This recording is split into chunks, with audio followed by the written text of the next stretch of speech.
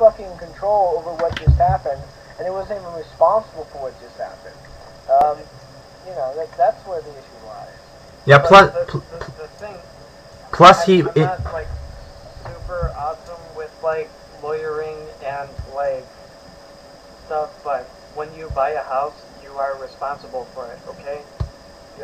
You have to know, you gotta know the ropes, okay? If you're in a H homeowners, whatever it is, you have to mow the lawn, okay? You have to make sure that, you know, your ice isn't fucking slippery and people are gonna fall. Like, you're responsible for everything there. If you want to argue about the legality of buying houses and them having, like, secret traps set up that the buyers couldn't possibly be aware of, that's an entirely separate issue. But to read the law at the letter, the issue is that the building wasn't up to code, and so it doesn't matter if you're breaking the law on it. Like, what if you're trespassing or jaywalking, or what if you were drunk in public and you slipped on ice in front of someone's house? Okay, like, what is drunk in public? What if you were walking naked? Yeah, I was walking naked, but I didn't expect to break my fucking neck. Completely different from what you're talking about here. Like, let's keep it in context, okay? The guy was trying to break into a house by going onto the roof. I will. That's completely different than trying to break into someone's house and slipping on ice and shit, you know? What if someone tries to break in? What if someone tries to break into your house, but you have a pit trap rigged with punji spikes that they will impale themselves upon and they will die? A slow death, a bleeding death, but they will eventually die within, say, an hour or two. Okay, is that legal? Not. We're not talking about fucking traps here. We're talking about the fact that the roof was weak. Due to the fact that it was built, that way, and the guy didn't even know. About it. You know, he wasn't informed that the roof was weak at all. That I couldn't hold beyond a certain weight load and whatnot, and all that stuff. He wasn't even informed of any of that really. So it's like he's being blamed for something he was never informed of. I mean, this is kind of this is more akin to something to the effect of a Bank of, what was that? I think it was Bank of America or some other bank that just leased that just gave a house to a couple, you know, who moved in there, and then the bank never told them at all that the house was previously used for fucking to, like, you know, create methamphetamines and whatnot. That's basically, that's more applicable there, you know, to this situation than what you're talking about. What happened to the what happened? Wait, let me say something. What happened to?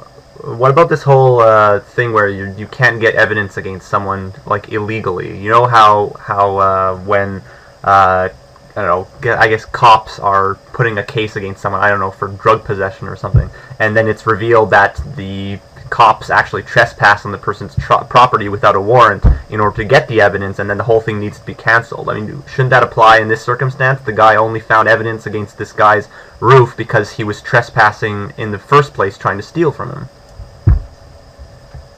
That is a pretty good point, I will say. But it won't hold water in court for some reason. And I'll think of a good reason later. Well, this is more or less an issue of you know, should we follow the law to the teeth in and of itself, or is the law in this manner somewhat unethical? That's what this comes down to, and to be perfectly honest, the law in this instance would be completely unethical. In many ways, because you know, if anything, the guy should be going to fucking jail or whatever, you know. And you know, if he wants to, like, sue the company that made the fucking roof that caused him to, like, tear his tendons or whatever and disable him and all that stuff, that's fine. He can do that or whatever.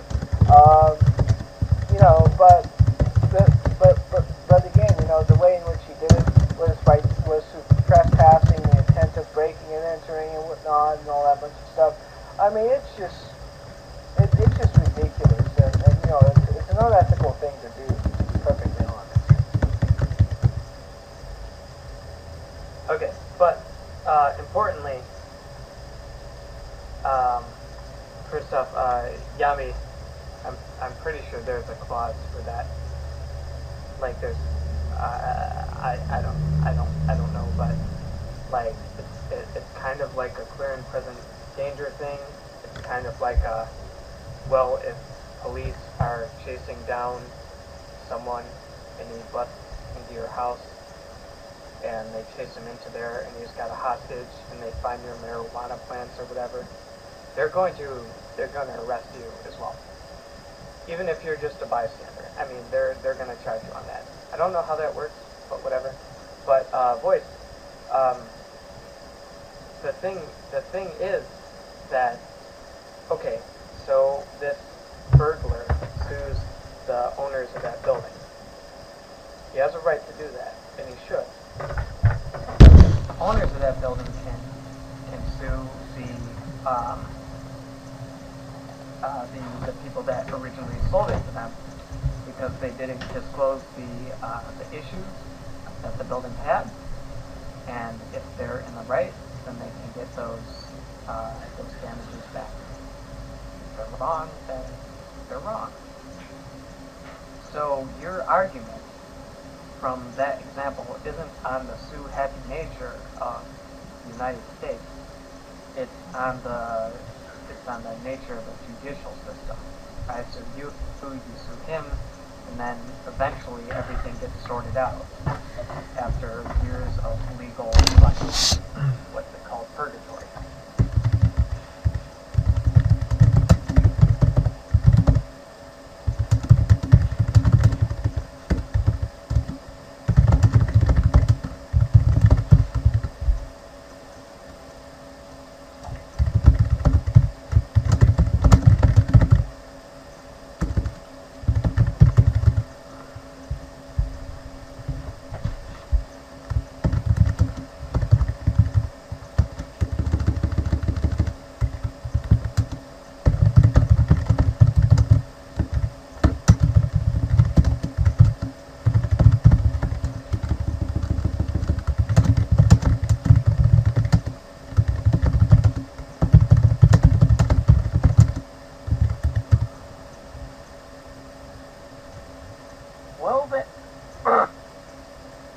Where the hell is Galen? He was supposed to come in here and start up a conversation that I was hoping we could start it earlier today, but it was getting late. I wanted to get off and go to bed and that kind of stuff.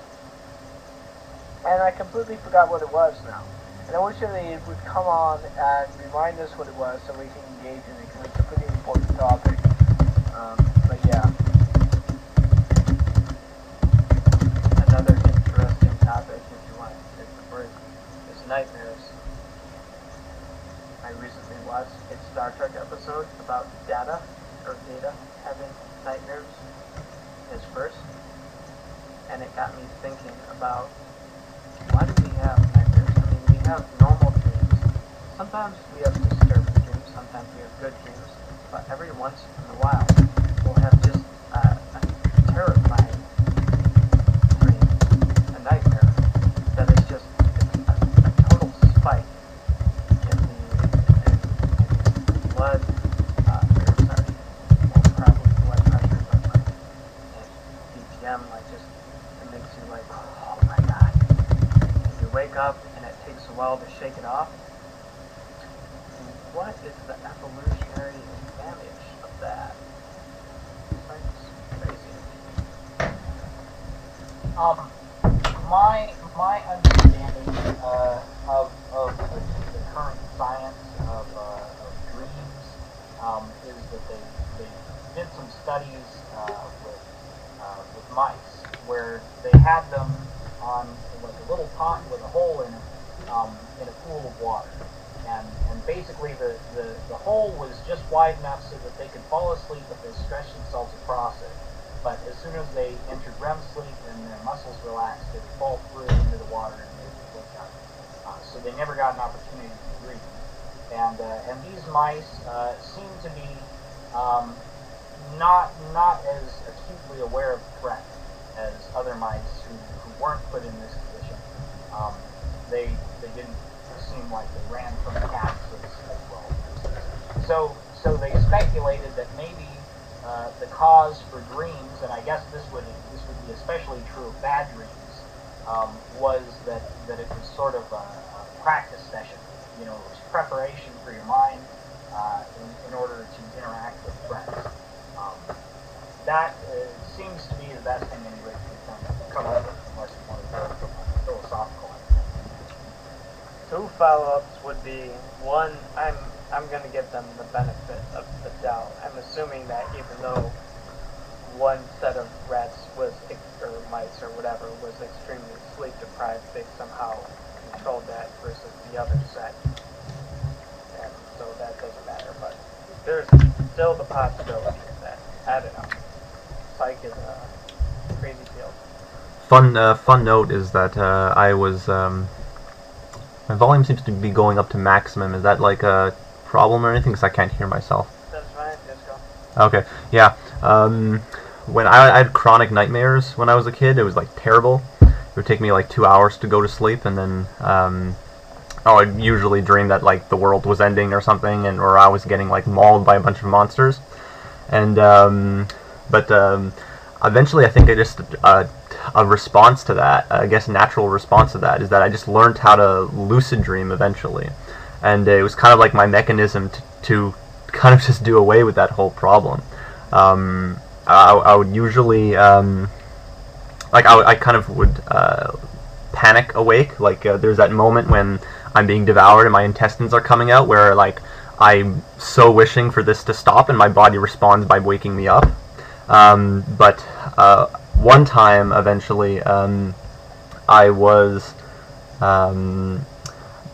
this kind of I had this image of an army of like dark horsemen or something with lances or something, and they were coming to get me, and kind of like I was like, you know, it's like I don't want this to be here. Like I don't want to die. I don't want to die. I don't want this to happen.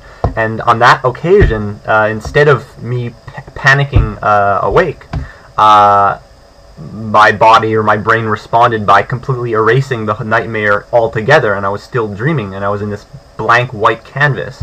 And that's kind of like where I noticed that that, you know, of course it was all a dream, and my fear kind of like made me want to denounce reality. I mean, the kind of way I guess someone might respond to a real disaster in real life and say like, oh, I want this to dream, I want this to be a dream, I want this to all go away or something.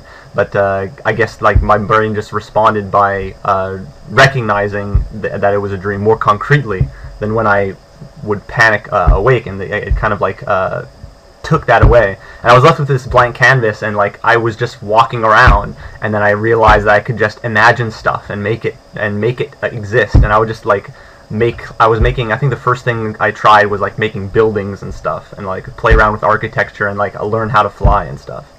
But eventually what came of that is that from then on I had I guess I can't pinpoint how old exactly I was, but I was definitely in elementary school. Sometime like early elementary school, like onward, I would this is all true, by the way. From then on, I kind of grew this habit of, in my dream, of trying out what do you call it, telekinesis, when you can move things with your hands, because it kind of became just like a natural thing for me to use whenever I would lucid dream. But now it kind of became a dream habit. So even if I wasn't aware that I was dreaming, so I'm just having a standard dream where I'm like, you know, going through the motions or whatever. Actually, I'm kind of more of a dreamer that has free will in all of his dreams, but doesn't recognize that he's dreaming. But eventually, when I would just like go through that habit, okay, well, I want a drink, and the drink's all over there, and my dream I would be too lazy, so I would just like try to like grab it with psychic powers, and it would come over, and that itself would be would remind me that I'm dreaming, because I realized like, wait a minute, I can't do this in real life, and so then I would be able to have a controlled dream from then on. So like I'm just gonna finish the sentence. Yeah, so like typically, even like I'm not one of those people that taught himself how to lucid dream. It was just like this thing that I learned on my own. But now it's kind of like not so. Like in the past year or so, I'm not able to do it so much because my schooling put me in a very stressful sleep cycle, and I kind of like lost the ability.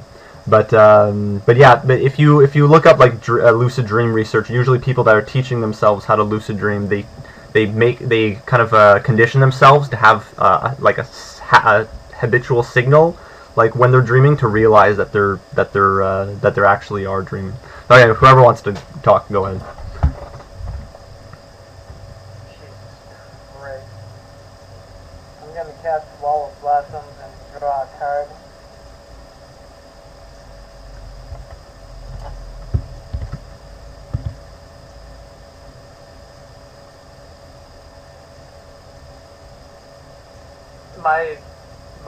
My concern or interest was in the fact that nightmares are so much more vivid and disturbing and elicit a stronger emotional response. Why is that? I mean, why don't we have awesome mirrors that we talk about? Like, oh my god. So it was like I was totally banging awesomest chick in the world, and she looked at me right in the eyes, and she said, you know what I love about you? I love that you're awesome. And I said, oh, god damn it. You know that makes me shudder every time you say it. I don't know. But why are nightmares so disruptive, painful? And let's not talk about lucid dreaming for now, because that is, that you went down a road that literally can last an entire day on this channel easily. You mean the talking of that would be taking a whole rail of its own? I guess. Is there a pun in there? No, not really. Though, before we completely cut off the lucid dreaming topic, I'll just say that supposedly lucid dreams are supposed to also be extremely vivid or something, so maybe the two are connected. They are. And since no one's responding, I will tell of my experience. In my early years of college, and even once in a while now, in graduate school, if I get very little sleep and then I'm awake for a while and then I go to sleep for a nap, I can have some crazy lucid dreams. And some of them are like, in college I used to dream, or I used to know that my roommate, we slept on bunk beds and I was on the top bunk, I would know that he was poking my bunk for some reason, because there was like no solid barrier. You could just like push up against the mattress, and I would feel it like pushing up into me. And in my dream, like I'd be like, well, fuck, I'm just gonna keep on sleeping. But I knew that, like, hey, asshole, you're still pushing up on that, even though he wasn't in the room. But yes, lucid dreams are pretty crazy. It's like being on the holodeck, but they fade. They fade so quickly. You have to take advantage of them quick. And once you know they're there, it's hard to maintain that. So in all my lucid dreams, I summon up the hottest fucking hottie that I want, and I try to have sex with them. It's mutual sex, of course, because that illusion is of my machinations. So, you know, she's DTF, and then we go for it. But I can only get a few seconds before it fizzles, and I wake up and I'm like, damn it, so close. Well, that's supposedly supposed to be because of that rookie lucid dreamers have trouble staying asleep when they're experiencing extreme emotion. It's the same thing when you're... It's when you set up a dream for yourself that puts you in the circumstances of being way too excited, whether for whatever reason those are. It's hard without training to stay focused on the dream itself, on keeping it going. It's the same thing why people will wake up from nightmares or something. Story for the toothbrush.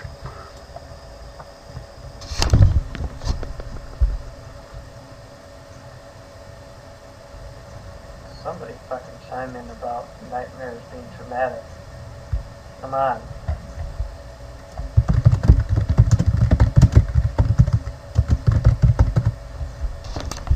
I have always personally found good dreams to be far more traumatic.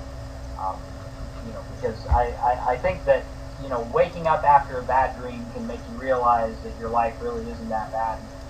But waking up after a good dream does exactly the opposite. I know.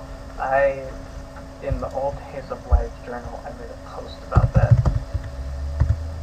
Hey, bad dreams aren't so bad. But I mean, let's be real here. I mean, there's good dreams and there's bad dreams and then there's nightmares. Like a nightmare, you wake up from and like your body is physically it's changed so much. Like it's on some sort of crazy fucking like suicide or suicide harder mode. Like that you just don't want to deal with that. Holy fuck, it's too much. But like the best dreams I've ever had, they only counter out like a medium bad dream. Like in my good dream, like I'm awesome and everybody loves me and we all love each other and tra la la la la la. And then a bad dream, it's like, you don't like me? Well, fine, I don't like you. So, like,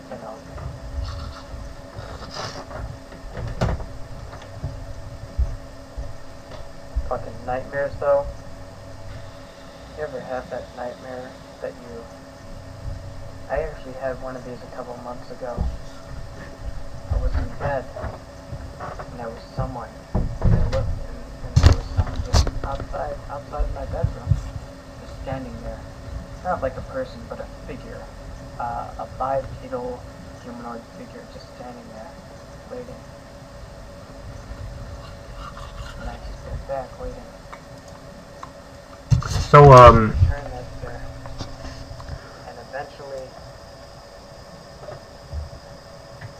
he sauntered up to me very quickly and went for my throat. I fought him off, and that time, I actually did that cliche from horror movies, where you sit up in bed and your arms go out and you gasp. I actually did that. Crazy. Thought that was fake.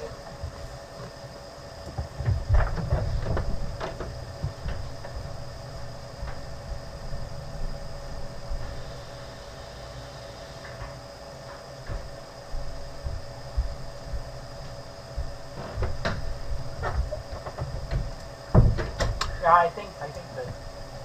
Oh, I'm sorry. Go ahead. oh no, what you have to say is much more important.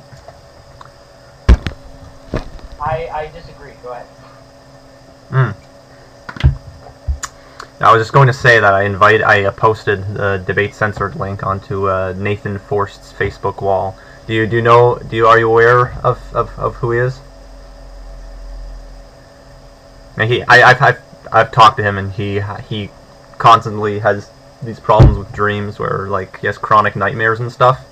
But I don't know, it affects his daily whatever. But he recently told me that he had this very good dream, and it really depressed him when he woke up and realized that it was not real. Yeah, I know a little bit about Nathan Forst, and I can imagine the sort of good dream that would cause some difficulties. But like I was just going to say that I think that what makes nightmares so inherently terrifying is that I think all fear stems from the unknown, and I think that our minds know better than any other mind what unknown is the scariest, and dreams are inherently incomprehensible in the first place. You can't really interpret them because they come from the subconscious. So you end up with this sort of garbled mess that doesn't make any sense, and it's very startling and wake back into the real world with very little to explain what just happened. I think that's why they stick with you for a little while, but generally they all seem to fade. Go ahead, Lisa.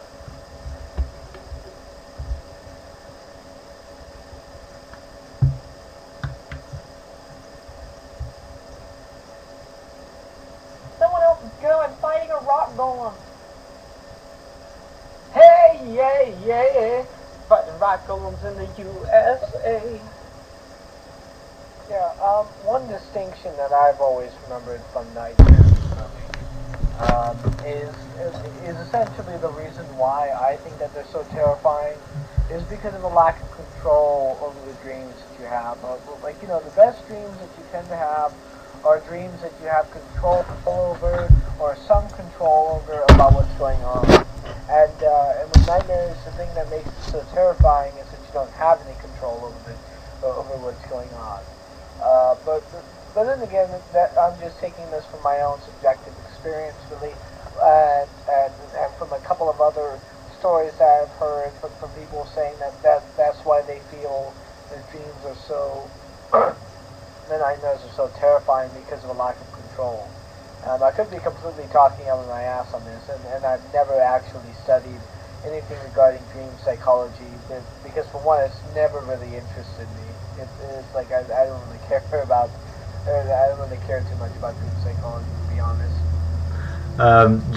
Just to rock the boat a little bit before Q talks. Once I was having this like nightmare where I was in school, and then like there's like people that I knew and stuff, and then our school was being like invaded by gigantic monsters and stuff, and so they were invading, and then what I did is that because I was lucid, instead of stopping the nightmare, I armed myself with a crossbow and gave myself a score, and I turned the whole thing into a video game. I don't buy it, but if I do buy it, I envy you. But anyhow, and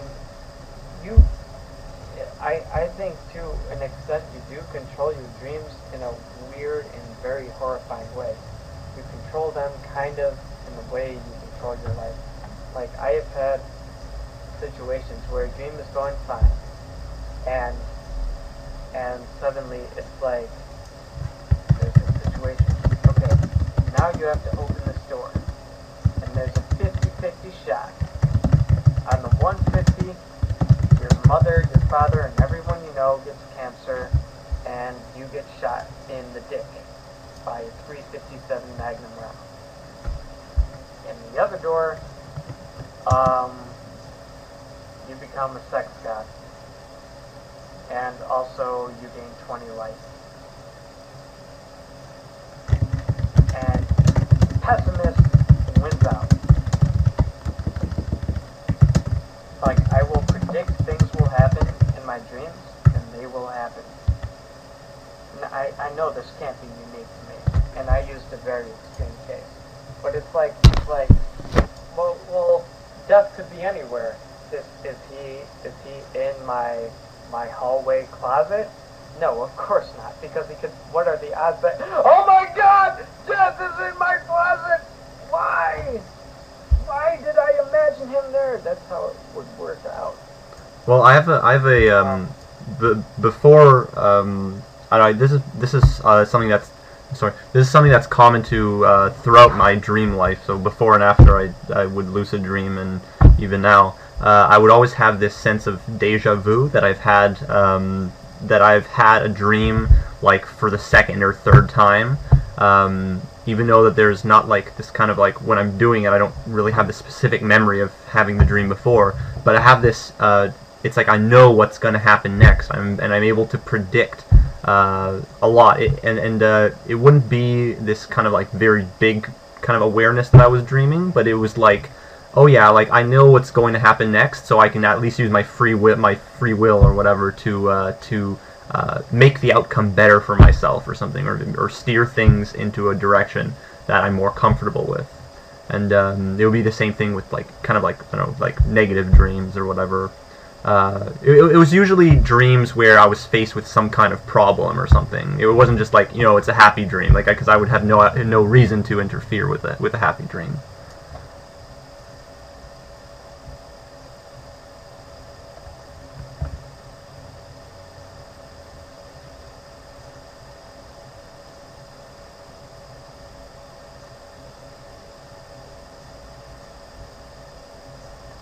Sometimes I have a good dream where I come into Stickam and like I look at your doc and then you're all dead. That is not a good dream. How fucking sick are you? Really?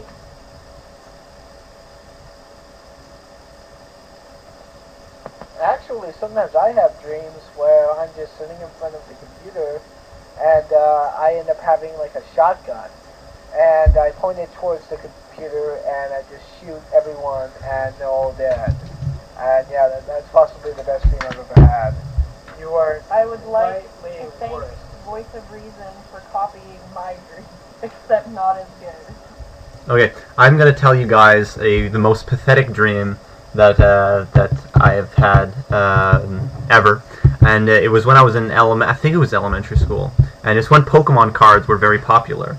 And so what I did in this dream is, I think this might have been in my young lucid dreaming days, because in my dream I created a Charizard, a holographic Charizard Pokemon card, and so I was holding this card, like, finally I have this card, and it was like the rarest, most valuable card, okay? And then the excitement jarred me awake, and so I was waking up, and as I was waking up, I was I guess like face down towards my pillow, elbows leaning against the bed, holding this Pokemon card in my two hands. And as I was waking up, it was still in my hands. It was essentially, I've had these situations before when I'm only half awake. I'm still kind of like hallucinating the dream. So I have my real life environment, but some elements of the dream are still in front of me, and eventually they fade away as I fully wake up. But this card was still in front of me, and I was like, oh my gosh, this is a miracle, it's still in my hands. And I was like feeling the card, and then it was slowly vanishing, and I was like, no! And then it was like morning and I had to get ready for school. See, I remember I fell asleep one night watching the movie Flatliners, which has Kiefer Sutherland and various, actually it has some fairly decent-sized stars. It's about medical students intentionally invoking near-death experiences and then bringing each other back to life. But in this movie, Kiefer Sutherland has this awesome fucking trench coat. And I had a dream after I fell asleep that I was reconnecting with somebody from my past that I hadn't spoken to in a long time and that I really missed.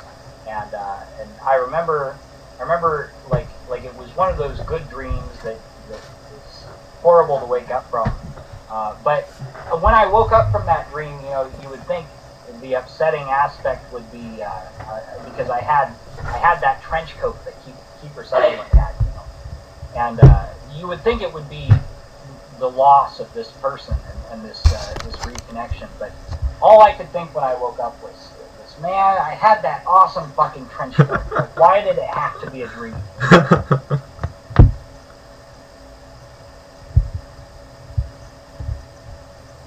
Yep, I've had that feeling a lot, like just the feeling of very petty loss when you wake up from a dream, like nothing intensely emotional, it's just like, ah.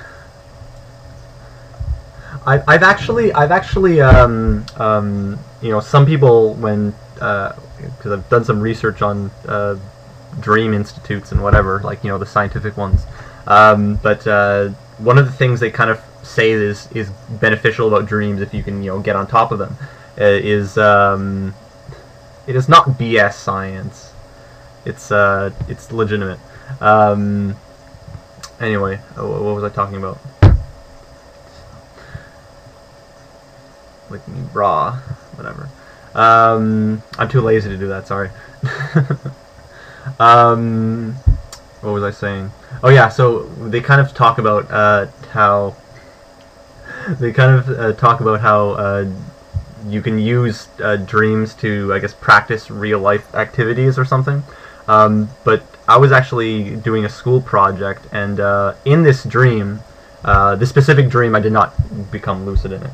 But I thought it was daytime. I thought it was after school, actually no, I was in the habit of waking up in the morning. So I think and doing homework early. So I had a false awakening, and I got up, and it was kind of like I was in my room, and then I was working on this project for like a good solid few hours in my perception, and eventually I put the project away, and it was almost done, and then I woke up and I realized that I spent all those hours doing a project for nothing. But what happened is that this project, which I was not really had not really kind of like a solid awareness of how I was going to go about it, then when I really got to the project, it's as if I had kind of retained in my mind what progress I had done on it in the dream, and it kind of gave me a better idea of where to go with it in real life. So it was like that was interesting.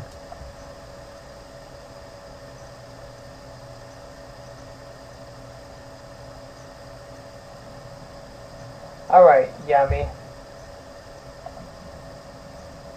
You seem to have quite a bit of confidence when praising your dreams. I'm not praising my dreams. I'm recounting interesting stuff that will contribute to the conversation. Facing.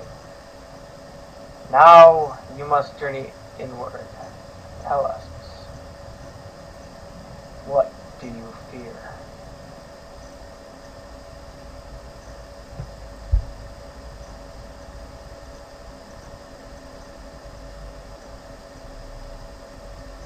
Dying unexpectedly.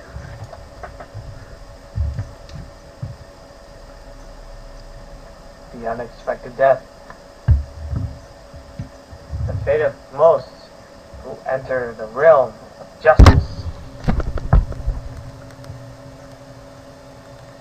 Tell me, do you have the courage to do what is necessary?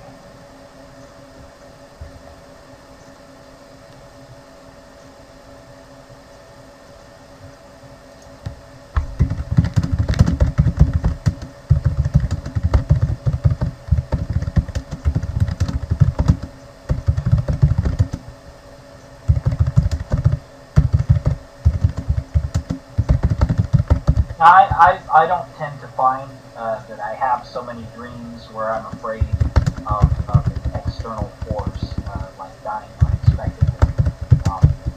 My worst nightmares usually involve becoming a monster in some deep moral or ethical sense. That I do something terrible. You know, I think that's much scarier to me than death. But if you want to fight evil, you must become something terrible. Yes, indeed, precisely. You must become a ray. Hopefully a ray. I mean, I think You have to become an idea!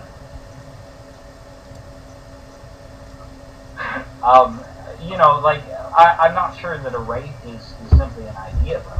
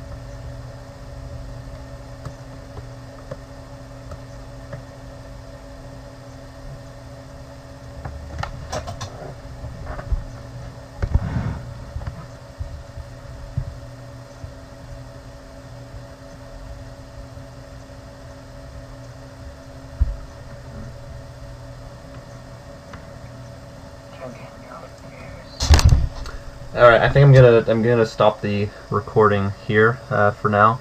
I'm gonna get to my homework, which I've been stalling very much. I actually got up ridiculously early so that I could get to work, but half of myself was anticipating that I would I would actually be able to participate in the Debate Censored conversation, which I have.